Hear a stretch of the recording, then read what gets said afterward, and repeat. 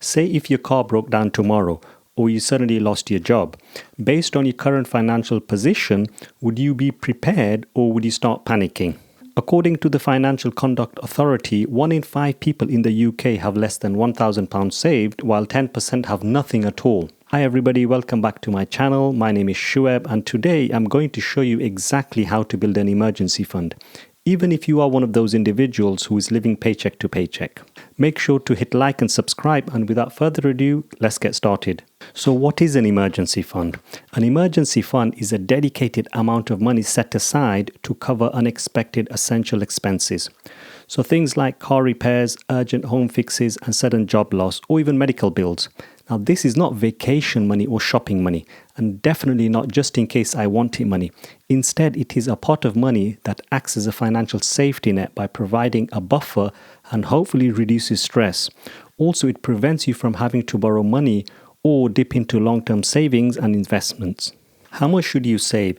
Now, this is one of the most common questions that is asked. And even though every person's financial position is different, you do have guidelines that apply across the board. Firstly, start small and gradually build up. Your aim should be to have enough funds to cover 3 to 6 months worth of essential living expenses.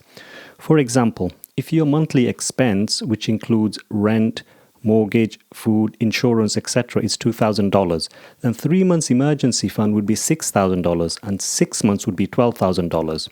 Now, I appreciate these numbers might sound daunting. However, like I said, start small. First save 500, then increase that to 1,000 and build up from there.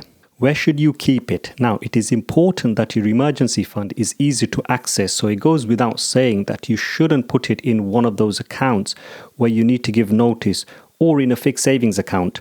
Also, from a practical point of view, it should be separate from your checking account where you receive your salary. It just keeps things simple and easy to track. Now let's look at the step-by-step guide on how to actually build your emergency fund. Step number 1, track your expenses. First thing to do is to look at your last 30 days of your spending. Now, I've mentioned this in one of my previous videos.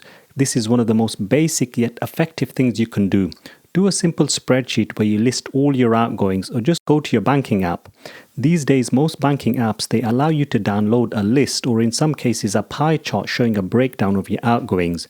Some costs will be the same, such as rent, mortgage, while other costs, they may fluctuate. Just get an average of these. You don't need to be 100% accurate. Now, this gives you something to work from. Step number 2, audit your spending. Now, you'll be amazed at how much money you spend on things that you don't even use or need. Some of the most common ones are gym memberships and Netflix subscriptions. Also, rather than eating out once a week, you can eat out once every other week. Or when it comes to car or home insurance, could you get a better deal? If the answer is yes, then that money can go direct into your emergency fund. Step number 3, set a monthly goal. If you try to do it in one go, it's not going to work, and for some, it may discourage them altogether. Therefore, start small. In 1 month, save say $100, then the next month save $2, and work like that. In the early stages, a consistency is more important than the actual amount you're putting in. For some, it might mean doing away with some treats or luxury spending, only for the short term, as once you've set things up, you can ease on the restrictions. Step number 4, automate your savings.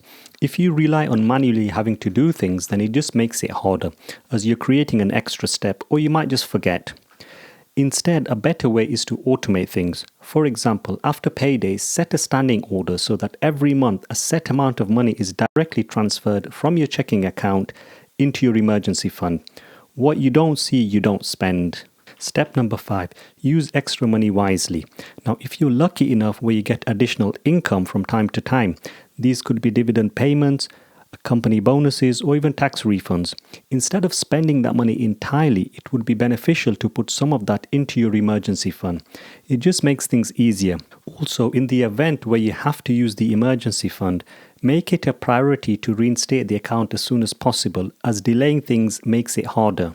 Now, common mistakes to avoid. So as I said earlier, make sure you can access the money right away. So don't put it in a notice or a fixed term account. Don't invest the money. Use other funds for investments. This money is for emergencies only. Also, it can be tempting, but don't spend it on non-emergencies.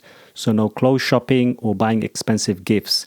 And lastly, in the beginning, the progress may be slow, But don't quit, as we all work at different paces and our circumstances are completely different.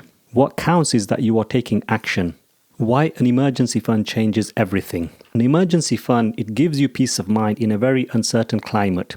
It keeps you out of debt, as you don't have to resort to expensive loans or credit cards, as these will eat away any gains you've made through your other investments. An emergency fund, it gives you options when life happens, and life will happen when you least expect it. And lastly, you don't need to be rich to build an emergency fund. Even someone with a moderate salary can build an emergency fund. Key thing is you need a plan and you need to be consistent. Take action, start today and start small. You will see the progress. If this video helped you, make sure to hit like and subscribe for more money tips, and I'll see you in the next one.